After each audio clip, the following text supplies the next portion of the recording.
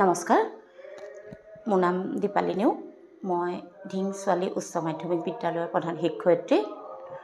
মই বৰ্তমান আনাপানসতি ধ্যানৰ লগত জড়িত হৈ আছোঁ আৰু এই আনাপানসতি ধ্যানৰ লগত মোক জড়িত কৰাইছে পিৰামিড ধ্যান মাষ্টাৰ স্মিতা শইকীয়াই। আজি প্ৰায় এমাহ ধৰি মই নিয়মিতভাৱে এই ধ্যান কৰি আছোঁ। এই ধ্যানৰ ফলত মই কিছু অভিজ্ঞতা লাভ কৰিছোঁ। মোৰ সেই অভিজ্ঞতাখিনি অকণমান ক'ব খুজিছোঁ। প্ৰথমতে মই কওঁ, মই শাৰীৰিকভাৱে কিছু সৰু সুৰা ৰোগত ভুগি আছিলোঁ। ধ্যানৰ যেতিয়া মই সোমাই পৰিলোঁ, লাহে লাহে মই ডাক্তৰী ঔষধ ব্যৱহাৰ নকৰাকৈ সুস্থ অনুভৱ কৰিছোঁ।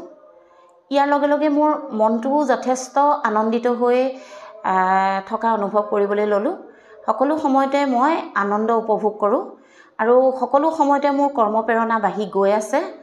কেতিয়াবা অফিচিয়েল বা মোৰ ব্যক্তিগত কামত যদি মই অকণমান ষ্ট্ৰেছ ফিল কৰিছিলোঁ, এতিয়া সেই বস্তুটো মোৰ মাজৰ পৰা অট'মেটিকেলি নাইকিয়া হৈ গৈছে।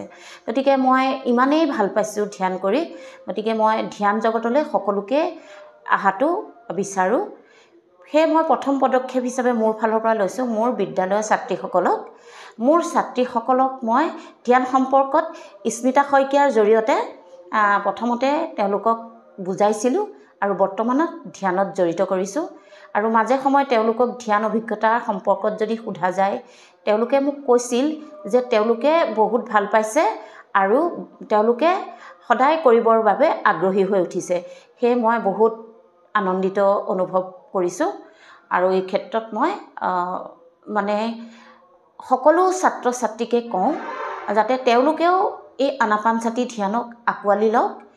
শাৰীৰিক, মানসিক, শৈক্ষিক তিনিওটা দিশতে তেওঁলোক উপকৃত হওক, সৰ্বাংগীন বিকাশ হওক, এইখিনিয়ে মই তেওঁলোকৰ প্ৰতি আহ্বান জনাইছোঁ।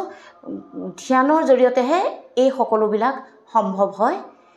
এটা ইতিবাচক চিন্তাৰে আগবাঢ়িলেহে সকলো কামত সফলতা লাভ কৰিব পাৰি। সেয়ে এখন সুস্থ সবল সমাজ গঢ়িবলৈ হ'লে ইতিবাচক চিন্তা লাগিব আৰু এটা সফল কামত সদায় এটা সুস্থ মনৰ প্ৰয়োজন আছে, সুস্থ দেহৰ প্ৰয়োজন আছে। এইবিলাক সম্ভৱ হয় কেৱল ধ্যানৰ জৰিয়তে। মই অকল ছাত্ৰ ছাত্ৰীসকলকেই কোৱা নাই, অসমৰ প্ৰত্যেকজন ব্যক্তিকে কওঁ, আনাপানসতি ধ্যানক আঁকোৱালি লওক আৰু সুস্থ জীৱন, সুস্থ মন এটা লৈ সফল জীৱনত আগবাঢ়ি যাওক। এইখিনিয়ে মোৰ ক'বলগীয়া আছিলে। গতিকে সকলোকে ধন্যবাদ জনাইছোঁ।